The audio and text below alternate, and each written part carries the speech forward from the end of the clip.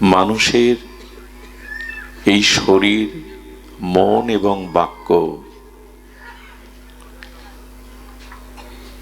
এই শরীর মন বাক্য দ্বারা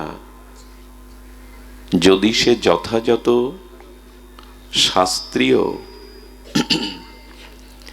আর সাধুগুরুর নির্দেশিত পথে এটি ক্রিয়াশীল রাখে, তখন এই মন বাক্য শরীর দ্বারা সে ভগবৎ প্রাপ্তি করতে পারে।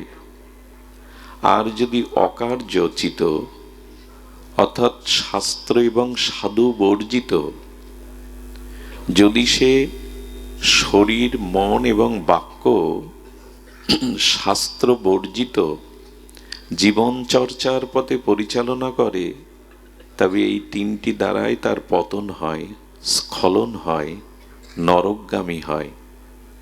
এখন সিদ্ধান্ত আপনার আমার চিন্তা বিবেকের কাছে। শরীর পেয়েছি, মন পেয়েছি, বাক্য পেয়েছি, এই তিনটি তত্ত্বের দ্বারা আমার আত্মকল্যাণ করব না আমার আত্মস্খলন বা পতন হবে, নির্ভর করছে আপনার উপরে। সিঁড়ি দিয়ে আপনি উপরে উঠুন, নিষেধ নাই। আবার আপনি প্রয়োজনে নিচে নামুন, একটিই তো সিঁড়ি।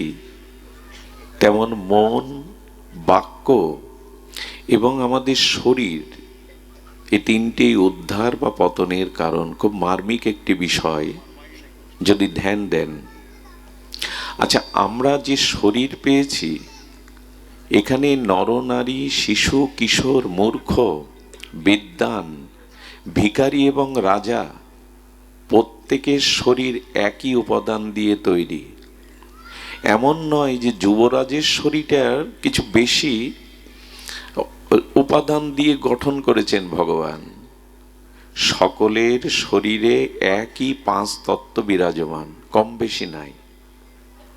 আচ্ছা, শরীর একই বস্তু দিয়ে একই উপাদান দিয়ে প্রত্যেকের শরীর নির্মাণ হয়েছে। আবার ভগবান বললেন, রাজার জন্য বা প্রজার জন্য 24 ঘন্টা সময় সকলের জন্য বরাদ্দ। দিন রাত 24 ঘন্টা। রাজা বেশি প্রয়োজনীয় বলে তার জন্য 26 বা 28 ঘন্টা নয়, সকলের জন্য 24 ঘন্টা। আবার সকলের জন্য সূর্য, চন্দ্র, মাটি, বায়ু, জল সমানভাবেই আমি দিয়েছি। নির্ভর করছে এই শরীর পেয়ে তুমি অকার্য অশাস্ত্রীয় কাজের দ্বারা তুমি পতন করবে নিজের, না উদ্ধার হবে। শরীর ব্রহ্ম সাধনার খলু, অর্থাৎ ব্রহ্ম সাধনার উপকরণ, আবার শরীরই পতনেরও উপকরণ। নির্ভর করছে আপনার উপরে। দেখবেন, একই মনুষ্য শরীর পেয়েছি, একই চন্দ্র সূর্য, একই আলো বাতাস পেয়েছি, কারো পতন হচ্ছে, কারো উদ্ধার হচ্ছে। কেন? সকলের জন্য সুযোগটা তো সমান নাকি? 24 ঘন্টা তো সকলের জন্য সমান। গীতা আপনার জন্য আমার জন্য না, এমন কি? সকলের জন্য সব ব্যবস্থা যদি সমান হয়, কেউ উদ্ধার হচ্ছে, কারো পতন হচ্ছে কেন? এর কারণ এই শরীর, বাক্য এবং মন আমরা অশাস্ত্রীয় কাজে যদি নিয়োগ করি, তাহলে এর দ্বারাই আমাদের পতন হবে। আর যদি শাস্ত্রীয় বা গুরু আনুগত্য নিয়ে, সাধু আনুগত্য নিয়ে এই তিনটে ক্রিয়া পরিচালনা করি, তবে আপনি দেবতাদেরও ঊর্ধ্বে উঠতে পারবেন। নির্ভর করছে আপনার চিন্তা, চেতনা, মনের উপরে। শরীরটাকে কাজে লাগান। এখন তো গৃহে আপনি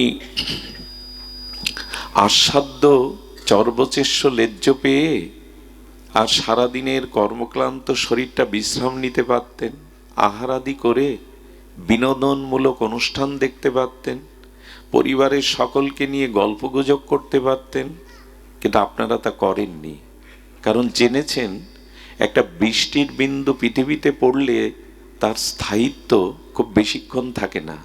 একটি বৃষ্টির বিন্দুর মতো আমাদেরও আয়ু কখন ফুরাবে জানি না। এজন্য শরীরটাকে কাজে লাগাতে হবে, ভজনে, সাধু সঙ্গে। এই জন্য এসেছেন আপনারা। তো একই শরীর, কেউ পাশে থেকেও সে এখন জাগতিক প্রাকৃত দেহ সুখ ভোগ করছে, আর কেউ আপনারা মাটিতে বসে সাধুগুরুর চরণ ধুলি মাখছেন। নির্ভর করছে এই শরীরটাকে আপনি কি কাজে লাগাবেন। দ্বিতীয় বাকি থাকলো বাক্য। দেখুন, এই যে শব্দ, একে বলে ব্রহ্ম। শব্দ, খুব ধ্যান দিন, শব্দ ব্রহ্ম। ধূপটা এখানে যেন থাকে না, ধূপ। শব্দ, আচ্ছা, একটি শব্দের দ্বারা বিধ্বংসী, লোকক্ষয়ী, রক্তক্ষয়, যুদ্ধ বাঁধতে পারে। আবার একটি শব্দের দ্বারা পৃথিবীতে যুদ্ধ থেমে গিয়ে শান্তি প্রতিষ্ঠা হতে পারে, বাক্যের দ্বারা। এদিকে ধ্যান দিন, চরণধুলি পরে নিবেন, এদিকে ধ্যান দিন। কি হয়েছে? একটি বাক্যের দ্বারা লোকক্ষয় এবং ভয়ানক যুদ্ধ সংগঠিত হতে পারে, আবার এই বাক্যের দ্বারা শান্তি প্রতিষ্ঠা হতে পারে। শব্দ ব্রহ্ম, পরম ব্রহ্মকে নিষ্ণাত হলে পরম ব্রহ্ম পাওয়া যায়। আবার এই শব্দ দ্বারা যদি অশাস্ত্রীয় শব্দ আপনি প্রয়োগ করেন, তাহলে এই শব্দের দ্বারাই আপনার অধঃপতন নিশ্চিত হতে পারে। কেমন জানেন? কুরুক্ষেত্রের এত বড় ভয়ানক লোকক্ষয়, রক্তের বন্যা বয়ে গিয়েছিল শুধু একটা শব্দের কারণে। এই জন্য মুখের বাক্যগুলো খুব হিসাব করে প্রয়োগ করতে হবে। দুর্যোধন ভগবান শ্রীকৃষ্ণকেই বলেছিল, কথাটি আপনাদের জানা, বিনা যুদ্ধে সুচাগ্র মেদিনী। এই কথাটাই কুরুক্ষেত্রের যুদ্ধ বাঁধিয়ে দিল। শ্রীকৃষ্ণ সন্ধি বা শান্তির প্রস্তাব নিয়ে গিয়েছিলেন, কিন্তু বলেছিল বিনা যুদ্ধে আমি ছুঁচের অগ্রে, মেদিনী মানে মাটি। ভগবান কৃষ্ণ বললেন, গ্যাংগ্রিন আঙুলে হলে অপারেশন করতে হবে, তাহলে পুরো শরীর নষ্ট হয়ে যাবে। দুর্যোধনের এই একটা বাক্যেই শতভাই হারালো, তাদের ভাতৃবধূগণ বিধবা হলো, রক্তের গঙ্গা বয়ে গেল। কুরুক্ষেত্রের এই বিধ্বংসী ভয়ানক লোকক্ষয় পৃথিবীতে এর মতো আর হয়নি, একটা বাক্যের দ্বারা। তেমনি আপনার মুখের একটা কথার দ্বারা ভক্তি চলে গিয়ে অপরাধে আপনার পতন হতে পারে, জীবন বিধ্বংসী হতে পারে। এই জন্য ঠাকুর মশাই বলেছেন, প্রয়োজন ছাড়া আন কথা মুখে বলবেন না। 10টা আন কথা বললে তার মধ্যে 2-4টি অপরাধমূলক পরনিন্দা, সাধুনিন্দা এসে যাবে, যার দ্বারা আপনার ভজনে বিঘাতক হয়ে অন্তরায় হয়ে যেতে পারে। কথা যত সংযত বলবেন, কথা যত শাস্ত্রীয় বলবেন, কথা যত বিবেক এবং বিচার দ্বারা বলবেন, ততই বাক্য আপনার আত্মকল্যাণের, আপনার উদ্ধারের পথ রচনা করে দেবে। আবার এই বাক্যই জগতে পতন, স্খলনের কারণ হয়ে দাঁড়াবে। নির্ভর করছে আপনার উপরে। এখানে কেন এসেছেন জানেন? নিজের আত্মকল্যাণের জন্য এই মহাজন বাণী, ভাগবত গীতার চিন্ময় বাণী, সাধু মহতের অনুভব বেদ্য ভজন অনুভূতির রসে এই বাণীগুলো ধারণ করার জন্য, বিবেককে জাগানোর জন্য। একটি কথায়, মন্থরার একটি কথায় অযোধ্যাকে আগুন লাগিয়ে দিল। দশরথের মৃত্যুর কারণ হলো ভগবানকে বনবাসে যেতে হলো, কইকেয়ী, সুমিত্রা, কৌশল্যাকে বিধবা হতে হলো শুধু মন্থরার একটি কথায়। আমরা কি বলি? কথা হিসাব করে বলি? ঠাকুরমশাই বললেন, পারমার্থিক কথা ছাড়া যেটুকু প্রয়োজন সেটুকুই বলো। কথাই নির্ণয় করে দেয় তোমার ব্যক্তিত্ব, তোমার চলা বলা, আর যা কিছু যুদ্ধ বিগ্রহ তাই বাক্য বাণের দ্বারা। কাউকে তীর বা বাণ মারলে ক্ষতস্থানটা নিরাময় হয়ে যেতে পারে, কিন্তু বাক্যবাণ এমন একটা বাণ, এর ক্ষত সারা জীবনেও সারে না। লক্ষ্য করেছেন? বাক্যবাণ এটা এই যুদ্ধের বাণের থেকে ভয়ানক। কারো গায়ে তীরের বাণ লাগলে নিরাময় হতে পারে, কয়েক বছর সেরে যেতে পারে, কিন্তু বাক্যবাণটা সারা জীবন ক্ষত তৈরি করে। দ্রৌপদীকে অপমান করার এই স্পৃহাটা, বস্ত্রহরণের স্পৃহাটা দুর্যোধনের কবে জেগেছিল জানেন? ইন্দ্রপ্রস্থে গিয়েছিল দুর্যোধন। ভগবান শ্রীকৃষ্ণ বিশ্বকর্মার দ্বারা নির্মাণ করেছিলেন এই চিন্ময় একটি গৃহ, ইন্দ্রপ্রস্থ। ওখানে জল আছে সামনে, কিন্তু মনে হবে সমান। দুর্যোধন ওই সমান জায়গা মনে করে ওখানে হাঁটতে গিয়ে জলে পড়ে গিয়ে হাবুডুবু খেলো। দ্রৌপদী উপহাস করে একটা কথা বলেছিল, অন্ধের পুত্র তো অন্ধই হয়। দুর্যোধন মনে মনে প্রতিজ্ঞা করেছিল, সময় এলে প্রতিশোধ আমি তোমার বস্ত্র হরণের দ্বারা নেব। বাক্যকে সংযত করে বলুন, বাক্যটাকে নিয়ন্ত্রণ করে বলুন, তাহলে জীবনের কল্যাণের পথ রচনা হবে। হচ্ছে ভগবান শরীর ও বাক মন অভিত, শরীর, বাক্য এবং মন, এই তিনটি যদি শাস্ত্রীয় অনুকূল্যে ব্যবহার করতে পারো, তোমার উদ্ধার নিশ্চিত, তোমার কল্যাণ নিশ্চিত, তুমি দেবতাদেরও বরেণ্য আসন পেতে পারো। কিন্তু শরীর, বাক্য, মন যদি অশাস্ত্রীয় প্রয়োগ করো জীবনে, তোমার অধঃপতন পশুদের থেকে নিচে নেমে যাবে। আমরা সতর্ক কই।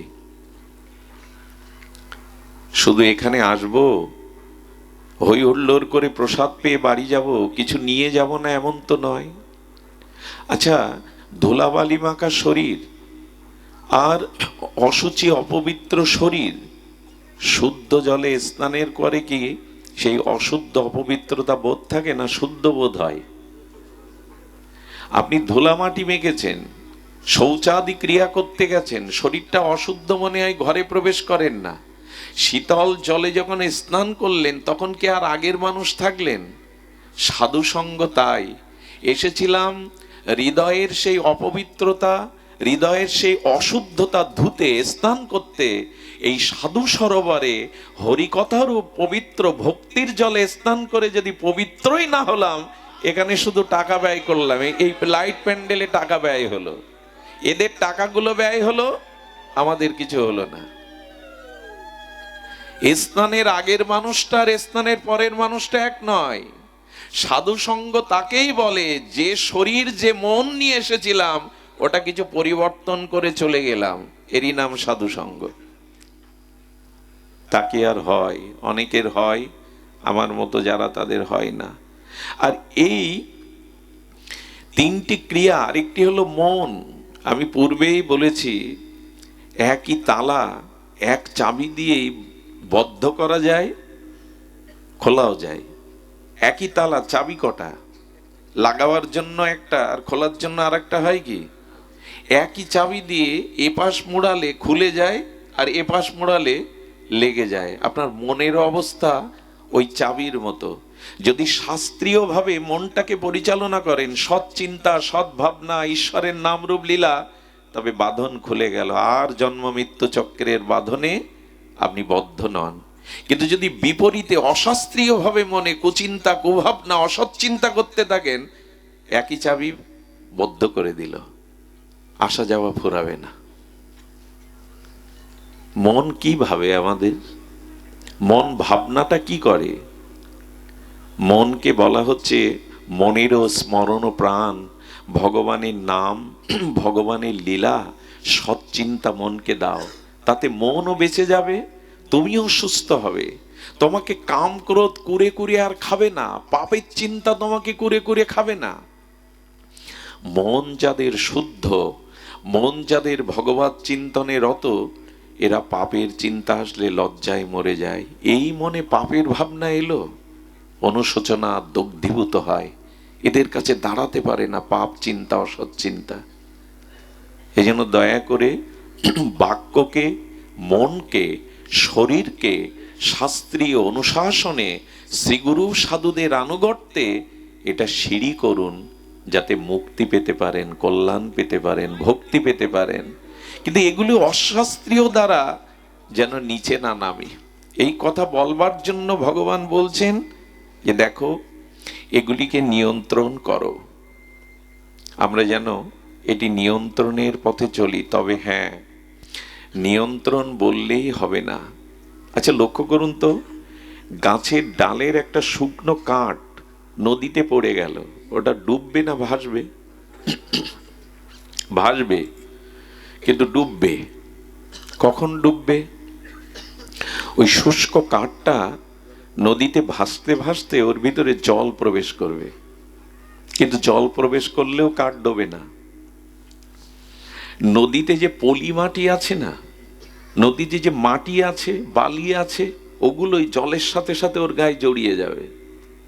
যত ধুলাগুলি, পলি মাটিগুলো জমবে, ওর ভিতরে নদীর জল যত প্রবেশ করবে, তখনই আর কাঠটা অনেক কাল জোয়ার ভাটায় ভাসছিল তখন ডুবে যাবে। ঠিক তেমনি আমাদের মনটা যদি এই সংসার সাগরে ভাসতে ভাসতে কোনোদিন সাধুগুরুর এই হরিকথারূপ অমৃত রস আমাদের হৃদয়ে যেতে থাকে কর্ণ দিয়ে, আর সাধুগুরুর চরণ ধুলি যদি মাখতে থাকি, একদিন না একদিন ভগবত প্রেম সাগরে ডুবে যাবই যাব। ডোবা সম্ভব, ডুবে যাওয়া সম্ভব। শুকনো কাঠটাতে জল প্রবেশ করান, আর ধুলা পলিমাটিগুলোর গায়ে লাগতে দিন, একদিনও ডুবে যাবে।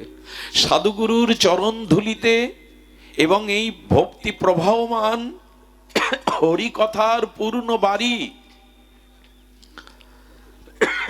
যদি অন্তরে প্রবেশ করে হৃদয়ে, তবে জানলেন ডুবলেন প্রেম সাগরে, আর ভাসতে হবে না। এই জন্ম মৃত্যু কর্মফলে আপনাকে আর ভাসতে হবে না। কিন্তু যদি জল মানে ভক্তির, আমি গতকাল বলছিলাম এই প্রসঙ্গটি, যেখানে ভাগবত পাঠ হয় ওখানে গঙ্গা, সরস্বতী, নর্মদা, কাবেরী, কৃষ্ণবেন্না এসব পবিত্র নদীগুলো আসে।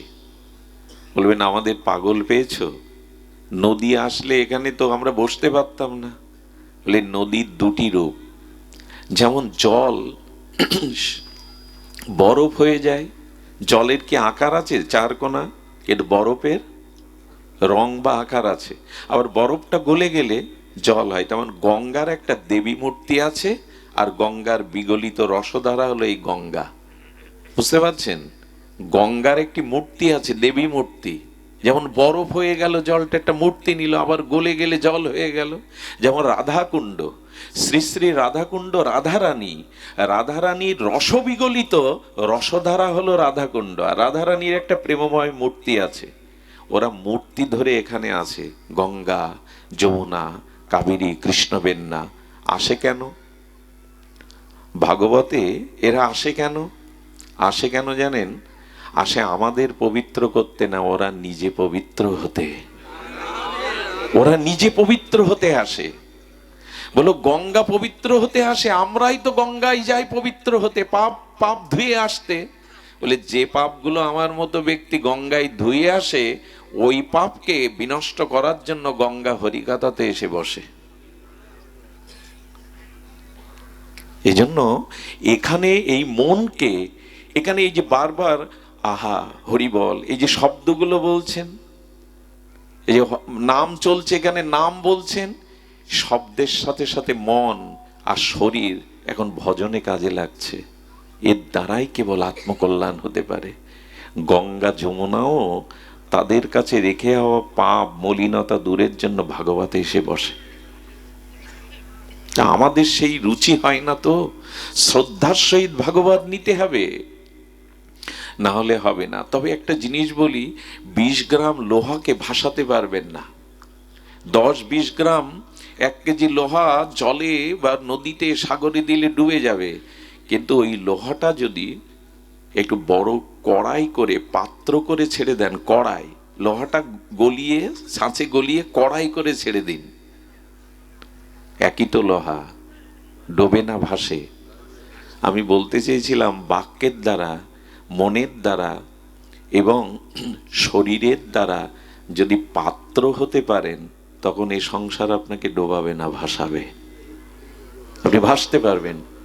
লোহা ডুবে যায়, কিন্তু লোহাকে ছাঁচে ফেলে কড়াই তৈরি করে ছেড়ে দিন, কড়া আছে না, রন্ধনের যে কড়া, ওটা দিলে ভাসবে। নিজেকে পাত্র করুন। দেখুন, এই জ্ঞান, এই প্রেম ভক্তি নেওয়ার জন্য পাত্র হতে হবে আগে। কেমন জানেন, বৃষ্টির বিন্দু জলধারা হয়ে পড়ছে, সেই বৃষ্টির ফোঁটাটা, বৃষ্টির জলধারাটা কোনো মলিন মাটির ওপরে, দূষিত নর্দমার উপরে পড়লো, বৃষ্টির জল কি শুদ্ধ দেখাবে বা থাকবে? থাকবে কি? কিন্তু সরোবরে পদ্ম পাতার উপরে যদি বৃষ্টির জলবিন্দু পড়ে, কি হয়? জল যতটা শুদ্ধ তার থেকে মুক্তার মতো চকমক করে। অথচ একই জল পাশে যদি কোনো মাটিতে পড়ে, দূষিত জলে পড়ে, ওটার পবিত্রতা থাকবে না।